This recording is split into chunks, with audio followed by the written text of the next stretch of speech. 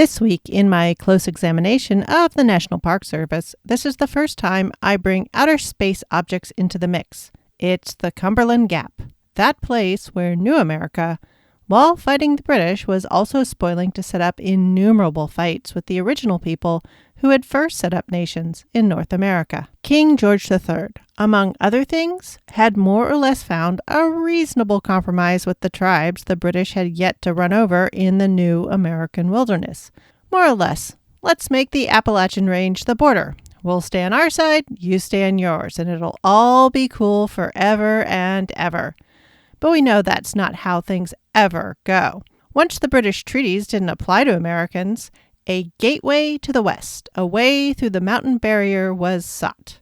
Crossing over mountain passes, even ones as relatively low as in the Appalachian Range, is a giant, difficult pain. Finding an easier way is all anyone ever wants, and the Cumberland Gap is just that.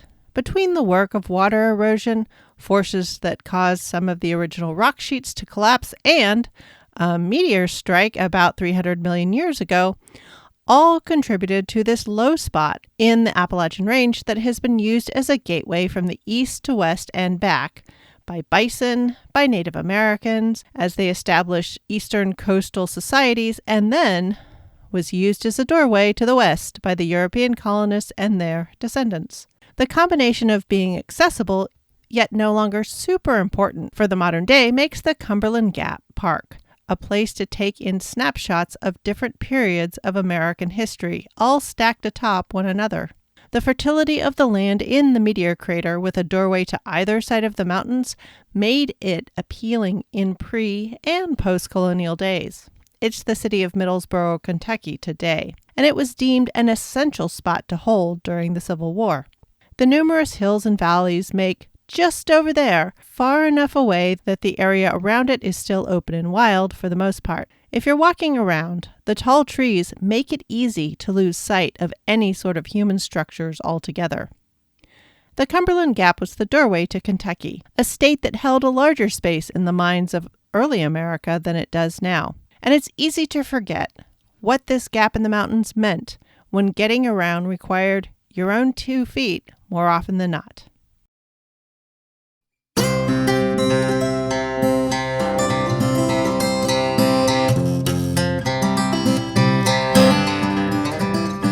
Episode 95, War Corn.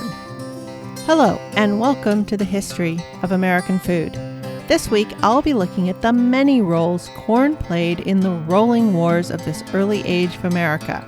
It was part of military rations, sure, but it played a big part in forage missions and even had a role in medical care and food purchase. If you want to see how that all happened, pull up to your place at the table and let's dig in. The first thing you need to know is that the first colonists looked askance at the Native Americans' tendency to revere corn. These First Nations of people living on the continent used it in multiple ways in their daily lives, and not just as multiple foodstuffs. They also included the husks, stalks, and cobs in everyday objects. But here we are, nearly 200 years forward, and Americans are doing exactly the same thing, and would continue to do so up to the present day. The irony. Anyway, here we are at the turn from the 18th to the 19th century. America is becoming a country, and there are soldiers to feed, along with the whole campaign community. That traveling town that provides the laundry, water drawing, horse care, scrounging, and entertainment. Oh yeah, and all the people still at home farming and toiling to keep this whole America idea rolling along. They need to be fed too. While bread and beer, wheat, rye, or barley kept Europe moving, in America, it was hogs and hominy and whiskey. America's in a hurry. Beer goes bad too fast and doesn't travel well. Rum was queen for sure, but with all that molasses trouble I spoke about last week, whiskey became king. But before we get to drunken America, let's stop and talk grinding methods: hominy, cracked corn, pone, dumplings, and pudding. If you pick up a 19th century cookbook and try to use the proportions given for cornmeal or even hominy, you might be disappointed with the flavor and texture of your results. The corn, cornmeal, corn flour, and hominy of today is different stuff than what they were using then. both the varieties and the preparation methods. Compared to wheat, corn regularly produced 3 or 4 times as much grain for the same amount of ground. And freeing corn grains from their husks was much less work than threshing wheat or barley or rye. And unlike wheat grain husks, corn husks are useful. They can be used to wrap things, as envelopes to boil or steam things. They work as stuffing for mattresses. The stalks work as fire starters and cow fodder. And while unripe wheat is pretty useless as food, green corn can be boiled as a vegetable. Americans used to know this, but now only encounter baby corns in Thai and Chinese takeout food. All corn that is ground for meal or flour or made into hominy, either whole or for grits, is dried first. Back in the old days, this was a process that took a couple of months and up to a year, and sometimes even 3 years for some special stuff depending on the local climate. Today, in our impatience, it's done quickly and at relatively high heat with kilns. On one hand, modern kilns speed up the drying process and make the meal, flour, and grits made from it more shelf-stable and durable. On the other hand, they remove some of the essential cornness of the products. The highish heat degrades some of the flavors and the aroma and alters some of the sugars and starches that allowed old-style flours and meals to hang together without the addition of wheat flour that our breads and dumplings and puddings require now. Fortunately, through the internet and such, you can once again find corn treated in these old ways reappearing. Though the prices, ouch, reflect the time and effort of the old ways, it also hopefully helps you understand the trade-off we've made. Anyway, in those first centuries, corn mush, an imitation of the different grain porridges, was the way things were et. You remember samp, right? But as people calmed down and talked to the locals and learned a thing or two, the practice of soaking dried corn in lye water or ash water took hold. It stopped stored corn from accidentally sprouting or going bad in quite as many ways as untreated corn. It also kept people from getting the scrofula. That is an assortment of different skin diseases. The word scrofula would have covered rashes, sores, and flakiness caused by everything from psoriasis to ringworm, along with just basic skin irritation from chronic filth. But when people were eating mainly corn mush, the particular trouble was vitamin B deficiencies. Yes, there was way more meat than back in the old country, but plenty of colonists, especially the sailors, servants, and enslaved people, were kept short of proper food and fed on just an awful lot of corn. Oh, and unlike the untreated corn, lye-treated corn was easier to get to a state for eating without being ground. Usually it was just tossed in a pot and stewed, usually with some greens and onions, and on good days some salt pork. And these were just non-spicy versions of what would essentially turn into modern-day menudo or pozole, and were to be found all over early America. However, since chili peppers, never mind garlic, were considered by many to be suspect for one's health, these mild, might I even say boring hominy stews would fall out of favor. In fact, with our ever-growing sweet tooth, hominy, whole or ground into grits, and then topped with molasses or syrup, was a much sought-after dish on tables from logging camps to boarding houses to family tables. Then there was untreated corn. Other than the roasting ears and green corn that were eaten while corn was growing in the hungry spring and early summer, most untreated corn showed up as cracked corn, a chunky ground corn that was used as animal feed or again stewed like hominy. And then most of the rest became just ground cornmeal. Grinding corn was a much less intensive activity than with wheat or barley or rye. Many an enterprising farmer had a sawmill hooked up to their local stream, and that power could also be used to turn a cornmeal as well. Those itty-bitty wheat berries, they needed a very precise set of millstones that were extremely close together. But larger corn kernels require much less care, so a homemade cornmeal was often all that was needed to provide the meal to make corn pudding and corn dumplings at home. While we all know about cornbread and corn pone still gets airtime, corn dumplings are one of those things that have all but fallen out of modern cookery because they have been shoved aside by their flashier, attractive offspring, the hush puppy. I'll talk more about hush puppies next season, for that's when they appear in the written record. But for general reference, they are seasoned cornmeal-based dough balls that are fried. And when done with the lightest of touches and still almost too hot to eat, these onion spike delights are one of the perfect foods, especially when paired with fresh caught, fresh fried fish. But before the big vats of frying oil that are necessary for this become a commonplace, it was corn dumplings that appeared in everyone's bowls and filled up the empty corners at dinner time. The very first corn dumplings were a big part of the menu for all the original locals living and farming from South America up through the center and up on into North America. Among many other applications, these first people who'd been making corn dumplings the longest had started wrapping them in different leaves and stuffing them with all sorts of savory tidbits and calling them tamale. For the rest of us, lacking such flair, equipment, and time, making up a corn dough of semi-finely ground cornmeal and then pinching off bits and simmering it into night stew. That was everyone else's corn dumplings. And while the rest of the country moved on to potatoes or returned to the wheat flour dumplings of the old country, England or Germany, seriously take your pick, the areas where wheat didn't grow so well and on farms far away from mills and cities, corn dumplings or corn dodgers boiled into night stew or mess of greens was the order of the day. Today's recipes for corn dumplings almost all call for some sort of wheat flour to hold them together.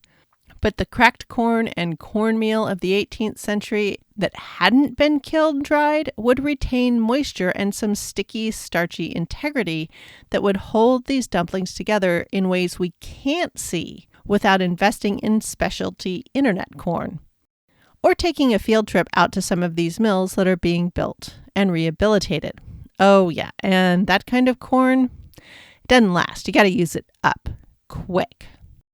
This slight starchy stickiness could be a good thing, since the soldiers on the road and their support community often didn't have other flours for holding their cornmeal together.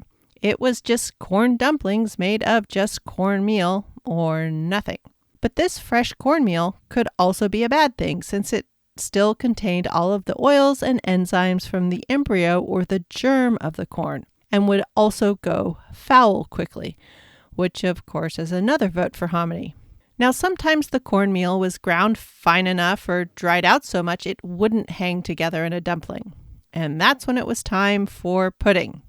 A little recall of the past, there's boiled and steamed puddings that were made in the animal stomachs and pudding cloths, haggis, plum pudding, Christmas pudding, and the like. These are all well and good, but when you're a soldier or the support staff on the road, there's no big cauldrons or basins and sometimes not even cloths for boiling puddings. And that's when it's hasty pudding time.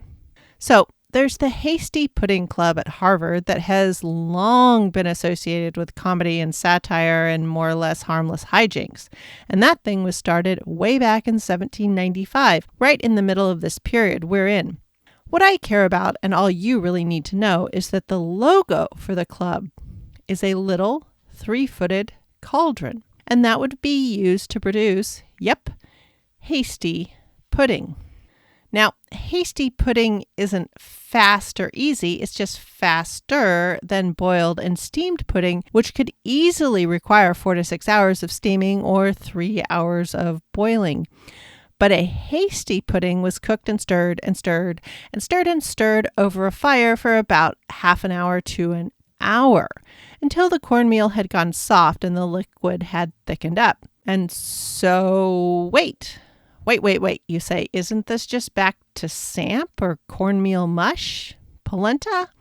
Well, yes, sort of, but it tended to be made with finer ground corn, and often somebody put in some dried fruit or maybe some molasses or maple syrup. Anyway, ta-da! Now it's a pudding. And it was just a much faster way to make a sweet or a sweetenable thing than that old school steamed or boiled pudding. If you were on the farm or back at quarters and there were chickens around, eggs could be beaten in, and maybe some milk. And now we're back in real pudding land. Milk and eggs and grain. That's what a real pudding was. None of this hasty nonsense. Sure, it can be done over a fire, but the real kind is baked after the cakes and breads and stuff. And if it's made with Indian corn, well, then it's Indian pudding.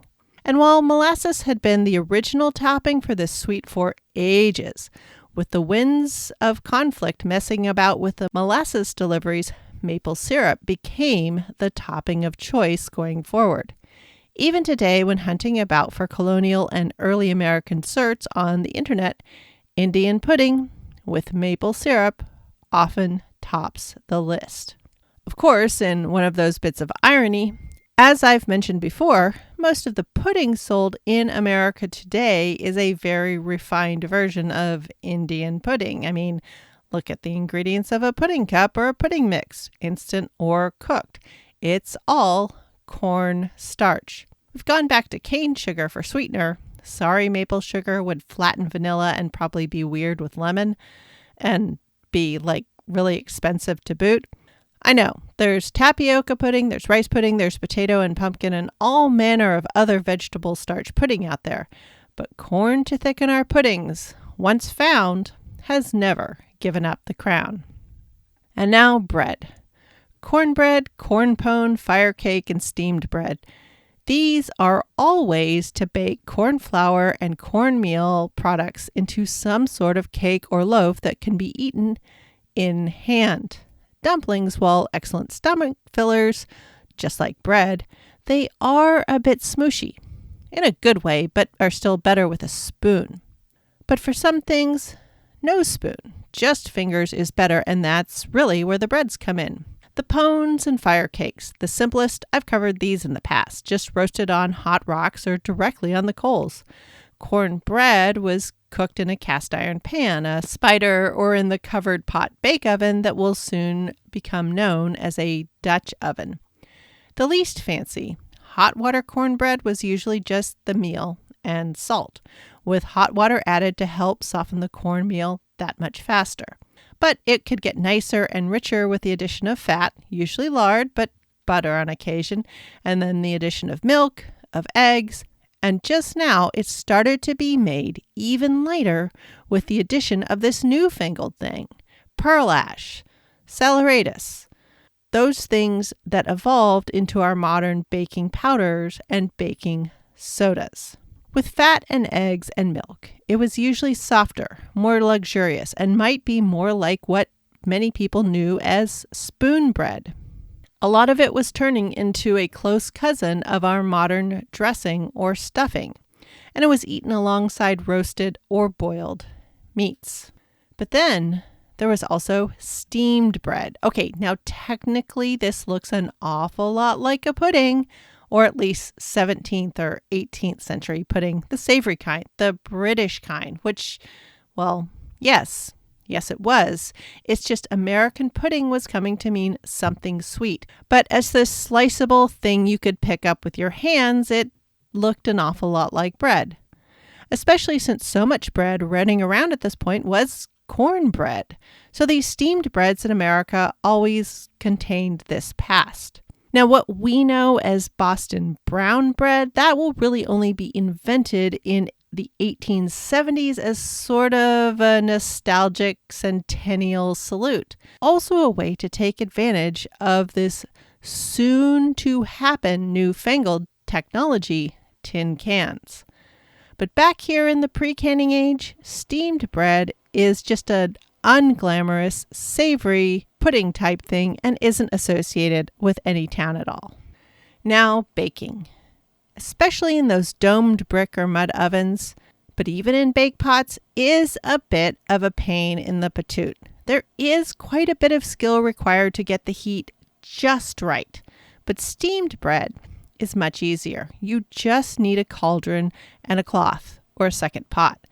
And steam and boiling water has only one temperature. Well, okay, a very small range of temperatures. It wobbles a bit as atmospheric conditions change and you wander up and down hills. But until pressure vessels get involved in the late 19th century, for the most part, boiling water and steam will be within spitting distance of 212 degrees Fahrenheit or 100 degrees C. And your steamed baked goods, they won't burn or even scorch.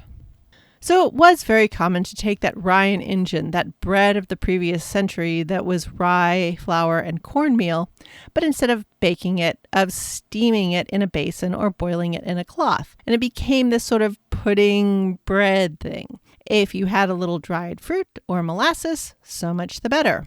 And so these steamed or boiled things needed much less preparation and could be set to cook with far less supervision while laundry and other chores were done. And even when the camp was on the road, this was especially handy because there was no need to build a bake oven, which took even more time and effort and skill. And as long as you don't run out of water, you can't really oversteam or overboil these breads. Better yet, if you're steaming or boiling your savory pudding or your steamed bread in a brass kettle or clay pot and the fire goes out, well, it's just fine to sit there. It can be served up cold. You can definitely undercook them, but you can undercook bread really easily too. But unlike with oven-baked bread, it is very hard to overcook them. And this is often why you see items steamed or boiled for 3 or 5 or even 6 hours. They can just hang out there at the back of the fireplace, bubbling along while you're roasting meat or preparing pies or whatnot. Now, the last corn item before we get to the good stuff is parched corn. This was especially important as a war and an adventure food because it could be eaten with little or no prep on the trail. Both whole hominy and whole untreated dried corn could be parched. That is, cooked dry over a fire or even tossed into hot sand in a pottery vessel. Or if you're really short on equipment, straight into the coals. Some of the untreated corn would pop. I mean, not as big and puffy as proper popcorn, but it would still pop out to like twice the size of the original kernel. And then the hominy and some sort of other corns, they just sort of darken. But all of this parched corn could be eaten as is, as sort of a hard popcorn or even, yes, basically as the very first corn nuts. I mean, no ranch or barbecue flavoring, alas. Sometimes not even salt, though the singed patches and the ashes do lend a bit of salt flavor. But it was much more common to grind this parched corn. And unlike just regular dry hominy or dried raw corn, parched corn can be quickly bashed up with even a wooden mortar and pestle. No grindstones needed. Even with just wooden equipment, parched corn easily shatters. And this ground parched corn was one of the few instant foods an early American could keep in a pouch to eat when they were caught hungry on the road. Europeans, as the homebodies they had generally become, had a terribly small repertoire of trail food. Remember, jerky was a revelation to them. And this parched meal could be eaten dry, not recommended. Generally, it was simply mixed into water and then could be eaten as a paste. It was even better when heated up and maybe as a quick soup with some dried meat, maybe a few herbs picked on the trail. Since the corn starches had already been cooked in the parching, this parched meal only needed to be heated up to soften. A quick simmer would wet it all the way through. It did not require the hours that was typically needed for hominy stews and corn mush preparations. That plain, unseasoned parched corn paste might not be great, but it certainly beat eating salt pork raw when it was raining too hard to light a fire. Now, parched corn never caught on as a regular American food once kitchens became a thing because it was seen as a food of the uncivilized frontier, of ruffians and savages. I mean, it more or less lives on today as instant grits, but many see such foods now as only good for the uncivilized and for ruffians. But parched corn was a survival food, to be sure, in the uncertain times of war and travel, for people on both sides of the conflicts. Now, hominy. Cracked corn, cornmeal, and parched corn. These are quotidian, everyday sorts of things, and there just isn't much money in them. What's more, they are subject to spoilage. While the Mediterranean world regularly had grain stores that could last 5 years or more in that nice dry climate, the eastern United States is damp, sometimes downright squishy. Tropical storms, hurricanes, humidity, mildew, rot. Those of you who have spent some summertime in the Southeast, and I don't mean up in the hills or somewhere with nice ocean breezes, you know it can get downright swampy. Storing grain in this sort of climate for long periods is not going to go well. So how can you store all that hard work in a way that will resist the damp conditions of the climate? Well, this is where the damp climes of the old country are instructive. The British Isles, yet another region known for its mists, its dews, its drippy vistas. I mean, the reason Ireland gets to be the Emerald Isle is because it's always got plenty of rain to keep those grassy fields nice and green. So here is a group of people used to preserving their excess grain in ways that is impervious to damp, as whiskey. The Scots, the Irish, and that curious little group known as the Scotch-Irish or Scots-Irish, or the Ulster Scots when they were back at home, these people had a thing or two to say about the origins of and the importance of and usefulness of whiskey. For a deep dive into all that, go back and check in with episode 77. What we care about here is the role of that whiskey in war. First of all, it's an easy way to store and spend the effort of your farming in uncertain times. Buried barrels of liquor are a better bet than a buried store of corn to stay sound.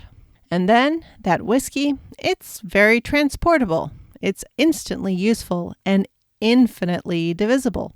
A soldier passing by might have little use for whole dried corn or even meal, but a gill of whiskey, that is easy to sell or trade. Corn whiskey not only retained monetary value, because the frontier distiller saw that transformation from terrible beer to distilled liquor and thought of beer as a source of food, they also understood, to a certain extent, that this liquor was also something of a food, a storehouse of calories. Of course, men who existed exclusively on ardent spirits were wrecks and a waste to the world, but liquors were regularly seen as a good addition to the diet of the soldier, or to any other hard-working woman or man. The whole spirits are too strong for a lady's sentiment will only gain ground when beers and wines become more available, as the split in the social classes becomes greater, and of course when the lines of prohibition start to be drawn in the dirt. Though I'll admit, just socially doing shots, that was probably mostly man business. Women were mostly too busy at this age to sit about and just drink. There was also knitting and mending and beans to shell. But toddies and flips and possets from back in episode 78, those were for everyone. And it wasn't only the farmer that saw whiskey as a useful replacement for money. On many an occasion, a quartermaster couldn't ensure the delivery of enough meat and flour for a company or a fort. So occasionally, they would take what they could get in food and then take the rest in whiskey. For that could be bartered later for food or issued to keep the military and the accessory people content or at least placid in the face of shortages of food. And then, of course, there's also the dirty tricks department. I talked a bit back in episode 77 about a certain tendency to use whiskey to put Native Americans on the back heel when it came to financial transactions at fur trading posts and forts. Well, same thing when it came to fighting. One thing that was very true in military camps and forts, ardent spirits were pretty tightly controlled most of the time. When it was the night before a big fight or deployment, this was even more so. Punishments for destructive drunkenness were always there, but for being drunk on guard duty or while on watch or showing up late for deployment when looking at a battle, in these cases, punishments were often much worse. more severe floggings, or even death. So on the eve of battle, commanding officers and, of course, the sergeants who were really running things kept the flow of alcohol to just beer, or not at all. But for the tribes they were fighting, sending whiskey into the wilderness to cause strife, confusion, and distress, yes, many an internecine fight of the expanding frontier could be caused or heated up by the arrival of fresh whiskey into villages and camps. The stories of smallpox-infected blankets gets all the press, but plenty of whiskey was also provided to these societies unfamiliar with distilled ardent spirits to cause problems and to soften up defenses just before fights. So, corn, whether eaten or drunk, played a huge role in these early war years of the colonies. It fed the soldiers. It fired their celebrations. It was used to buy food or buy little patience from the soldiers when food was short. And corn whiskey, still in its fresh young state, caused all manner of problems on both sides of the emerging battle lines between Native Americans and the emerging American nativists. This most American of foods, even before there was an America, it continues to feed the engines of both war and peace in this growing country. Hogs and hominy for victory. It was certainly the way of life. Next week, it's time to talk the status grain, wheat. While all people everywhere in the new America had corn for all things in all seasons, if you were anyone of any importance at all, it was wheat that graced your table, and mostly in one form, bread. So join me next week for wheat and bread at war, on land and on sea, as well as on the trail for adventure and profit. Thanks for listening.